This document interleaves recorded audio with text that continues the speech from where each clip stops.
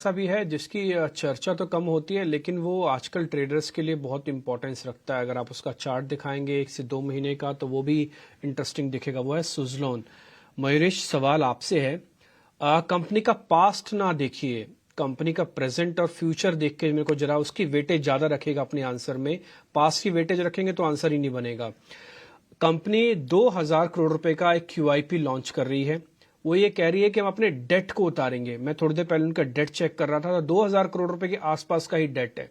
अगर QIP से पैसा जुटा लेते हैं, डेट को उतारते हैं, और खबर ये भी है कि FIs और DIs भी काफी एग्रेसिव हैं उस शेयर के अंदर, और शेयर ने कल 5% का सर्किट भी लगाया है, तो एक बार आपका व्यू पॉइंट चाहिए। Dimpy, morning to you. काफी फ्लेवर में है। पिछले 5 वर्षों में, just going back in history little bit, जो काफी विंड कंपनीज को नुकसान हुआ था, एक तो टैरिफ और इनपुट कॉस्ट, इसमें कंप्लीट मिसमैच था। और दूसरा, I think working capital requirements बढ़ी थी। काफी wind powered companies, wind infrastructure companies almost बंद हो चुकी थी। तो I think one of the survivors obviously has been Suzlon and Inox wind. And going forward जो रेगुलेटरी चेंजेस हुए हैं, आज जो 10 गीगावाट की हम बात कर रहे हैं, विंड एनर्जी ऐड होगी अगले कुछ तिमाही और वर्षों में। जो ऑर्डर फ्लोज आने स्टार्ट हो चुके हैं, जो लेवल्स या बिड्स पे ऑर्डर आ रहे हैं, तो ये जो टैरिफ की एक नई रिवीजन हो चुकी है, that is obviously going to be hugely value accretive for these companies. जो इंटर स्टेट ट्रांसमिशन चार्जेस हटा दिए गए हैं, उससे भी एक अच्छी खासी बढ़ोतरी हो सकती है टॉप लाइन ग्रोथ में। और इसका सीधा इम्पैक्ट दिख सकता है in terms of cash flows from operations, जो अच्छे खासे बढ़ सकते हैं 2 से 3 वर्षों में। तो सुजलॉन और आइनॉक्स विंड को भी इसके साथ क्लब करना चाहूंगा। बर्जनिंग ऑर्डर बुक, इसका मतलब ऑर्डर बुक बढ़ती जाएगी, अच्छे मार्जिन के साथ order, better tariffs, better working capital requirements and better cash flow from operations means balance sheet will be far far better अगले 2 से 3 वर्षों में।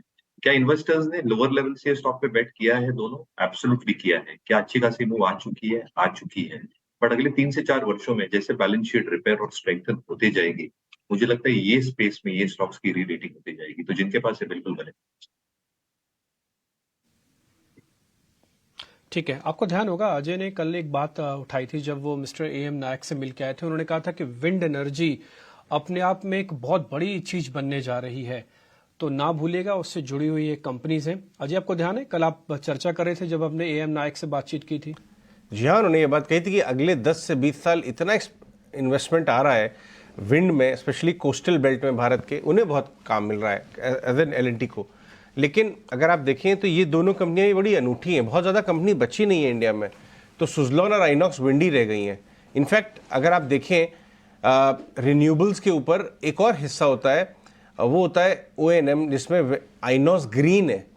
विंड परसों चला था 10%, जब हमने आपको यहाँ पे बताया था कि उनका QIP बहुत ज़्यादा, उनका ब्लॉक ओवर सब्सक्राइब है।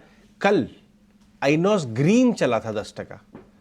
आप ध्यान देकर, तो ये जो पूरा इकोसिस्टम बता रहे हैं मयूरेश, सुजलॉन, आइनॉक्स, बंधु जो दोनों हैं, और उसके आसपास के बहुत सारे ऐसे स्टॉक्स हैं जो EPC कंपनीज हैं, उनके तरफ आप ज़रूर दिमाग लगाएं, अपना अच्छा पैसा बनेगा।